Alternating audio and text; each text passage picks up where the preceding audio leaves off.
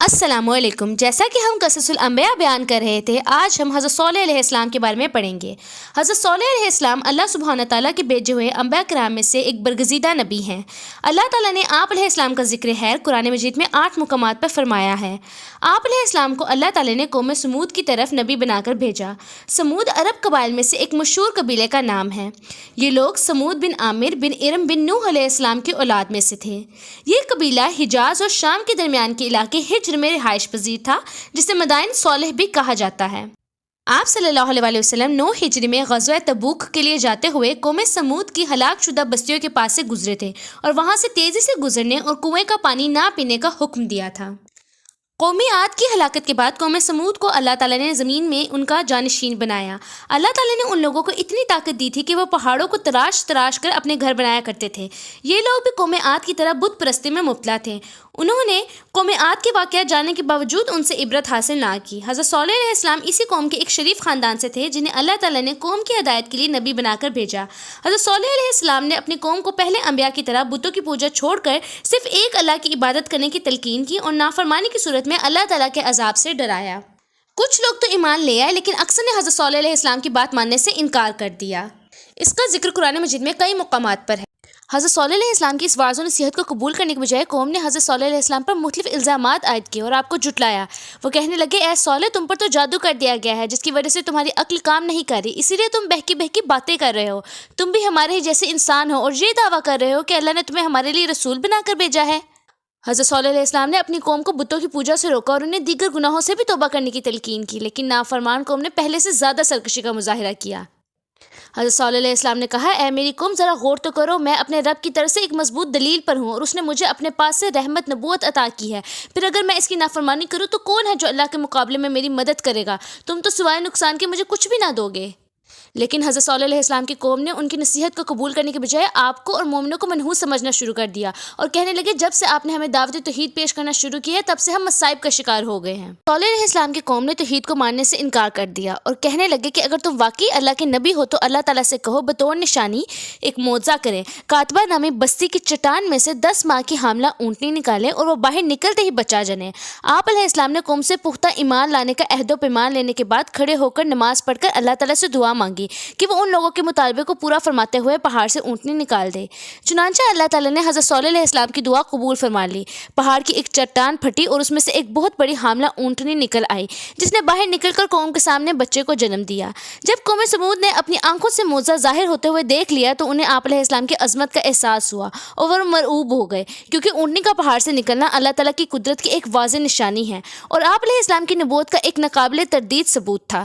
اس معجزے کو دیکھ کر آپ علیہ السلام کی قوم میں سے کچھ لوگ ایمان لے آئے، لیکن اکثر کفر و شرک اور ہٹ دھرمی پر اڑے رہے۔ صالح علیہ السلام نے اپنی قوم سے فرمایا کہ اللہ تعالیٰ نے تمہارے مطالبے پر بطور معجزہ اونٹنی بھیج دی ہے، لہٰذا تم اسے مت چھیڑنا، یہ اللہ کی زمین میں سے جہاں سے چاہے کھائے اور پیے گی، کوئی بھی آدمی اسے تکلیف نہ پہنچانا، ورنہ تم پر جلد اللہ تعالیٰ کا عذاب آ جائے گا۔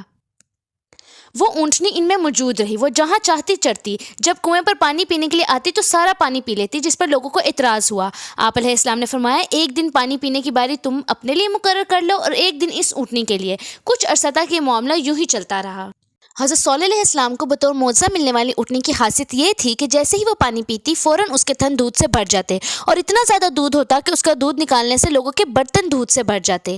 قوم کے جانور اس اونٹنی سے ڈرتے تھے، اس لیے اونٹنی قوم کے جانور سے الگ رہتی تھی۔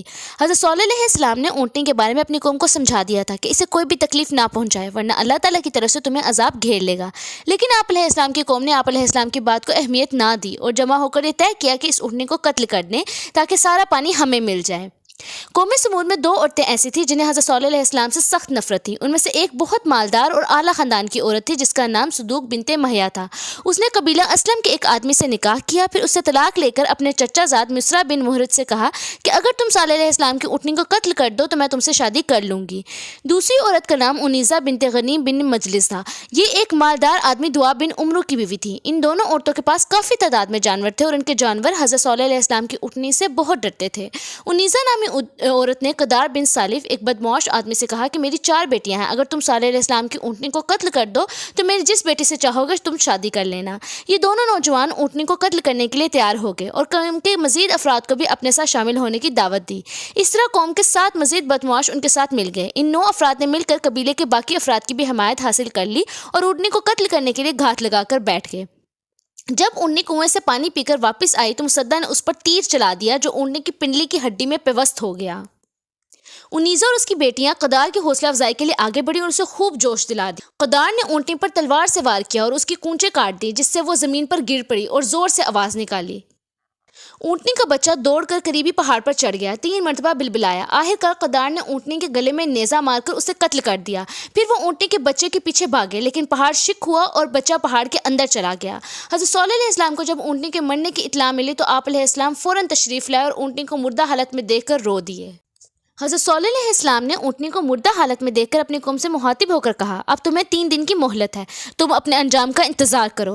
کل تمہارے چہرے زرد، پرسوں سرخ اور تیسرے دن کالے ہو جائیں گے، اس کے بعد چوتھے دن عذاب الہی آ جائے گا۔ حضرت صالح علیہ السلام کی پیشن گوئی کے مطابق دوسرے دن ہی عذاب الہی کی علامات ظاہر ہونے لگی اور لوگوں کو اپنے بارے میں فکر ہونے لگی۔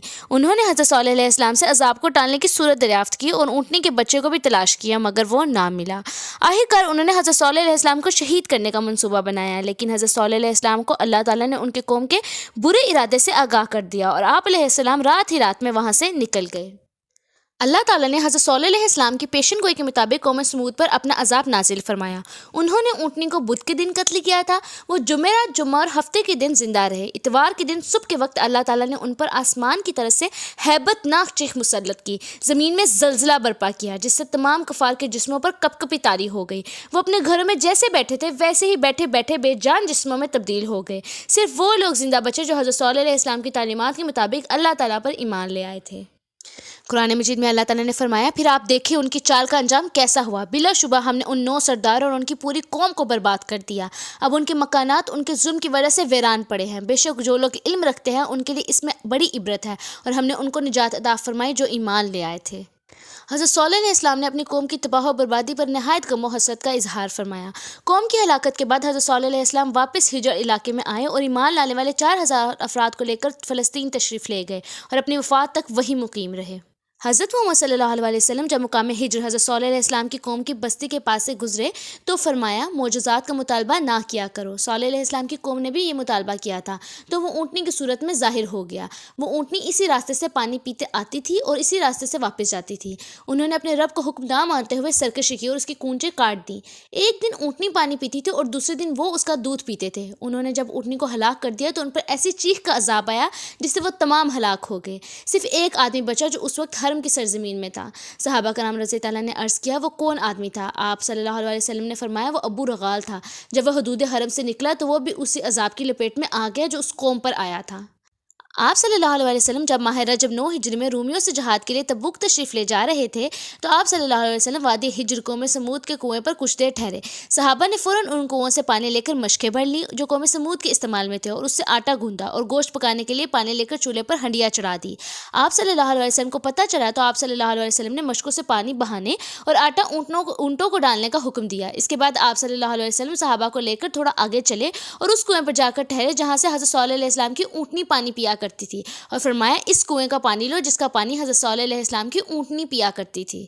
آپ صلی اللہ علیہ وسلم جب قوم سمود کی بستی کے پاس سے گزرے تو فرمایا، عذاب یافتہ بستیوں سے نہ جایا کرو۔ اگر انتہائی مجبوری کے تحت جانا پڑے تو روتے روتے ہوئے اللہ سے ڈرتے ہوئے جاؤ، کہیں تم پر بھی ویسا عذاب نہ آ جائے جو ان پر آیا تھا۔ اس کے بعد آپ صلی اللہ علیہ وسلم نے اپنی چادر سے منہ ڈھانک لیا۔ اس کے بعد ہم حضرت ابراہیم علیہ السلام کے واقعے کے بارے میں پڑھیں گے اور قصص الانبیاء کے واقعات کو آگے بڑھائیں گے۔ شکریہ۔